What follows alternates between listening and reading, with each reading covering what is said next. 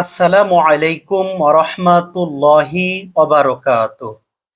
সম্মানিত ভাই বোন, আমাদের জন্য অত্যন্ত দুঃখজনক একটি সংবাদ এটা যে আমাদের মাঝে শরীফ উসমান হাদী আর নেই। ইন্না লিল্লাহি ওয়া ইন্না ইলাইহি রাজিউন।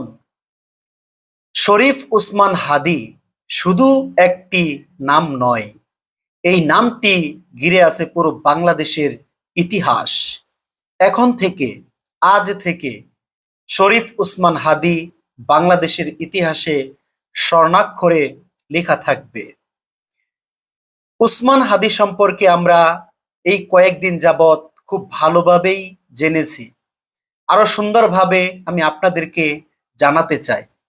সম্মানিত ভাই বোন, উসমান হাদী শুধু একটি নাম নয়, উসমান হাদী দুটি নামের সমন্বয়ে গঠিত। উসমান অর্থ বুদ্ধিমান, সাহসী, এর আরো অনেকগুলো অর্থ আছে। তবে এই দুটি অর্থের দিক দিয়ে আমরা যদি দেখি, উসমান অর্থ বুদ্ধিমান, প্রখর বুদ্ধি সম্পন্ন একজন মানুষ, আর খুবই সাহসী একজন তরুণ যার নামের অর্থ অত্যন্ত সুন্দর। এবং হাদী অর্থ হচ্ছে পথ প্রদর্শক, সঠিক পথে পরিচালনাকারী। আমরা প্রত্যেকেই জানি আল্লাহ তাআলার একটি গুণবাচক নাম হলো আল হাদী, পথ প্রদর্শক। উসমান হাদী এই সম্পূর্ণ নামের অর্থ হলো সঠিক পথে পথ প্রদর্শক উসমান, যিনি খুবই সাহসী একজন তরুণ। তার নামের সাথে তার কাজকর্ম, তার বজ্র কণ্ঠে ধ্বনি, আমরা প্রত্যেকেই এটা এতদিনে বুঝতে পেরেছি তার সাহস কেমন ছিল। উসমান হাদী খুবই সাহসী একজন তরুণ। বজ্র কণ্ঠে যিনি কথা বলতেন, সত্যের পক্ষে যিনি কথা বলতেন, সত্য সম্পর্কে যিনি কথা বলতেন, অন্যায়ের বিরুদ্ধে তিনি কথা বলতেন, অন্যায়কে কখনো আশ্রয় এবং প্রশ্রয় দিতেন না, সত্যের পক্ষে কথা বলতেন, ন্যায়ের পক্ষেই তিনি ছিলেন মূর্ত প্রতীক। সম্মানিত ভাই বোন, মহান আল্লাহ তাআলা কুরআনুল কারীমে ৯ নম্বর সূরা, সূরা তাওবার ১১৯ নম্বর আয়াতের মধ্যে তিনি আমাদেরকে বলেন, ইয়া আইয়ুহাল্লাযীনা আমানুত্তাকুল্লাহ ওয়া কুনু মা'আস সাদিকিন। যে হে মুমিনগণ, হে বিশ্বাসীগণ, তোমরা যারা ঈমান এনেছো, তোমরা একমাত্র আল্লাহকে ভয় করো, একমাত্র তোমরা আল্লাহকে ভয় করো। পৃথিবীর আর কোনো মানুষকে দেখে তোমরা ভয় করো না, কোনো অন্যায়ের কাছে মাথা নত করো না, সব সময় সত্যের পক্ষে থাকো। ওয়াকুনু মা'আস সাদিকিন, সত্যবাদীদের সাথে থাকো, যারা সত্য কথা বলে তাদের সাথে থাকো। তার মানে সত্যের দিকে থাকা, সত্যের দিকে আহ্বান করা, এটা মহান আল্লাহ তাআলার পক্ষ থেকেই একটি নির্দেশ, একটি হুকুম। উসমান হাদী তিনি এই সত্যের পথেই ছিলেন, সত্যের পথে তিনি হাঁটতেছিলেন, মানুষকে তিনি সত্যের দিকে আহ্বান করতেছিলেন।